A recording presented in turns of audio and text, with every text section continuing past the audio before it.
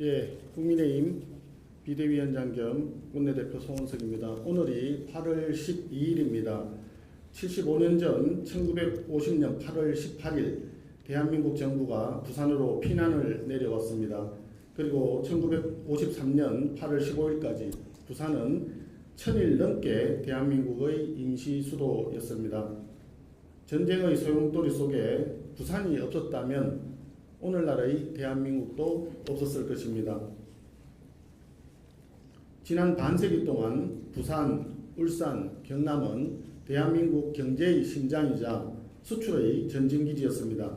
이처럼 우리 경제 성장을 견인해 왔던 부울경 지역이 최근에는 대한민국의 러스트 벨트가 되는 것 아니냐는 자조 섞인 우려까지 나오고 있습니다.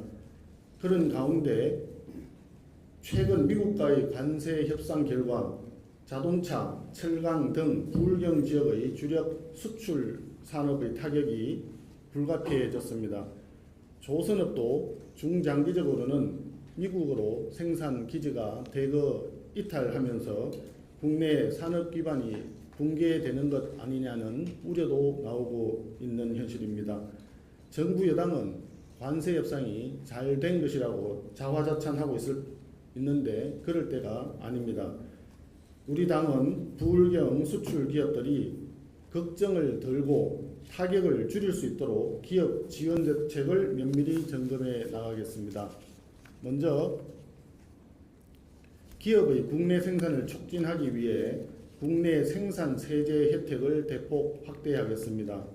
50%의 고율 관세를 부과받게 된 철강 산업의 경우 저탄소 전환을 위한 연구개발과 생산 설비 확충에 따른 부담을 실질적으로 경감할 수 있도록 지원해주는 일명 K-스틸법을 당론으로 추진하겠습니다.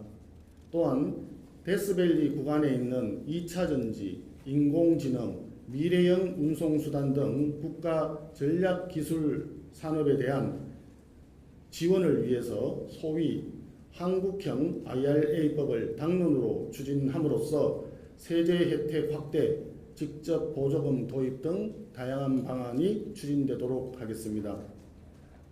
아울러 부울경 지역 현안에 대해서도 정부 여당이 제대로 하고 있는지 철저히 감시하고 독려해 가겠습니다. 최근 가덕도 신공항에 대해 2029년 개항이 사실상 불가능해진 것 아니냐는 이야기가 많습니다.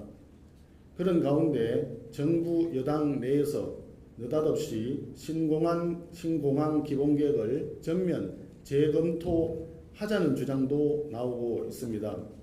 이에 따라 당내 반론도 이어지면서 지역 주민들 사이에 혼란이 커지고 있는 현실입니다. 이재명 정부는 걱정하지 말라는 말로만 할 것이 아니라 현재 상황을 있는 그대로 진솔하게 설명하고 신공항 건설 비전과 계획을 명확하게 지역 주민들께 알려드려야 합니다. 문재인 정권처럼 신공항 이슈를 선거에 표만 활용할 생각을 하지 말고 책임 있는 집권 세력의 모습을 보여주기 바랍니다. 부산은 언제 와도 아름다운 도시입니다. 이토록 아름다운 부산에 입시 비리범 조국 전 장관이 내년 부산시장 출마설 이야기가 나오는 걸 보면 황당하기도 하고 안타깝기도 합니다. 누구보다 정의로운 부산 시민의 자존심을 크게 상하게 하는 정략적인 발상이라고 생각합니다. 조국 전 장관은 사면된 것 자체가 국민들과 부산 시민들을 우롱하는 처사입니다.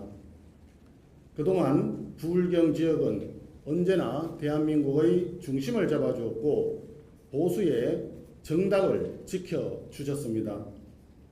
지난 6월 대선에서도 국민의힘에 다시 한번 지지와 성원을 보내주셨던 부울경 지역 주민들께 이 자리를 빌려 깊은 감사의 마음을 전합니다. 이제 국민의힘이 부울경을 지키겠습니다. 부울경 주민들의 미래를 함께 책임지겠습니다. 감사합니다.